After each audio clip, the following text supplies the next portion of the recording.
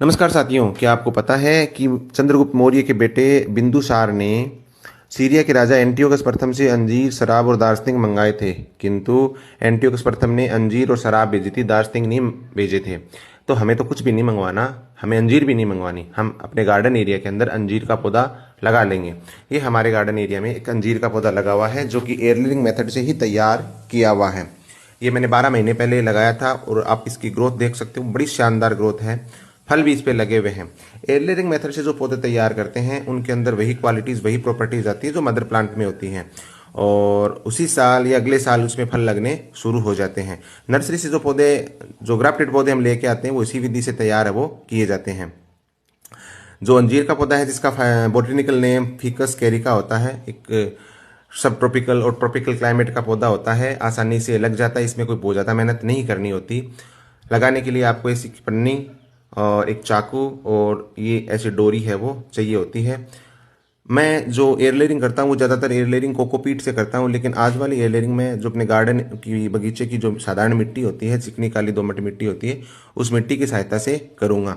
काली चिकनी मिट्टी होती है, उसकी वाटर रिटेंशन कैपेसिटी कोकोपीट की तरह ही बहुत बढ़िया होती है, जल धारण क्षमता बढ़िया होती है।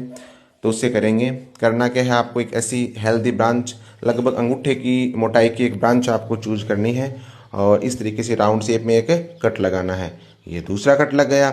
इस तरीके से कट लगा के ऊपर वाली छाल है, उस छाल को हम उतार देंगे। देखिए इस तरीके से इस छाल को उतारने के बाद आपको चाकू से है वो ऊपर से इसको रगड़ना है।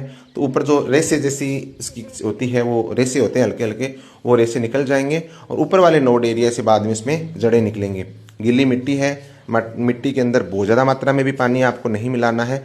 इतनी गिल्ली कर लेनी है कि जो मिट्टी है उसकी गेंद जैसी है वो इस जो कट हमने लगाया उसके चारों तरफ है वो डिस्ट्रीब्यूट हो जाए, आसानी से लग जाए। उस तरीके से आपको करना है।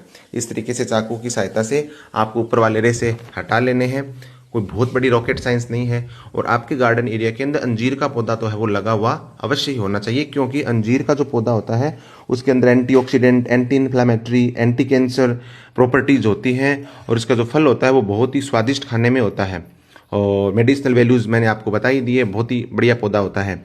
और इसकी कई पौधों की हाइट है वो लगभग 15 से 20 फुट हो जाती है। कई पौधे होते हैं वो लगभग इसकी 4 से 5 फीट, 10 फीट है वो झाड़ीनुमा आकृति में होते हैं। अंजीर के फल लगे हुए हैं और लगभग 40 से 45 दिनों में अंजीर के पौधे पे जड़ें निकल आती हैं। अब जो मिट्टी है बगीचे की साधारण मिट्टी है, इस मिट्टी में हल्की सी बालू रेत है और ज़्यादातर मात्रा में काली मिट्टी है।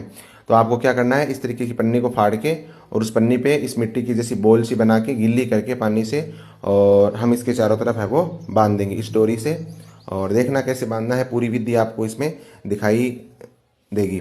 इस तरीके से करके और मिट्टी को चारों तरफ है वो इक्वली डिस्ट्रीब्यूट करना है और जो पन्नी है उस पन्नी को अच्छे से पूरा राउंड शेप में करके और एयर टाइट अच्छे से करना है। जो धागा है उसे अच्छे से बांधना है। अगर धागा लूज रह गया तो मिट्टी के अंदर जो नमी है वो नमी जल्दी वेपोराइज हो जाएगी और मिट्टी सूख जाएगी, तो सूखी मिट्टी के अंदर जड़ें नहीं निकलेगी। इसलिए आपको करना क्या है, अच्छे से एयर टाइट कर देना है। पन्नी जो काम में लोगे वो आपको पन्नी पारदर्शी काम में लेनी है, ताकि जब जड़ें निकल जाए 40 दिनों के बाद में तो आपको आसानी से दिखाई दे। तो इस तरीके से आपको बांध के अच्छे से एयर टाइट कर देना है। मैं दूसरी पन्नी भी इस पर लगाऊंगा, क्योंकि एक पन्नी से अगर धूप अगर ऊपर पड़ी तो भी जड़ें हो खराब होने का खतरा रहेगा। इस तरीके से दूसरी थैली लगा के और अच्छे से हम इसको बांध देंगे, एयर टाइट कर देंगे। आप इंजेक्शन की सहायता से, जो भी इंजेक्शन आता है 5 ml 10 ml वाला, उस इंजेक्शन की सहायता से आप अगर 20 दिनों के बाद मिट्टी अगर सूख जाए तो आप मिट्टी के अंदर है वो पानी भी दे सकते हो, उससे मिट्टी नम हो जाएगी और जड़ें हैं वो आसानी से निकल पाएगी। इस तरीके से बांध देना है। 40 दिनों के बाद में आपको मैं रिजल्ट भी दिखाऊंगा अगले वीडियो में।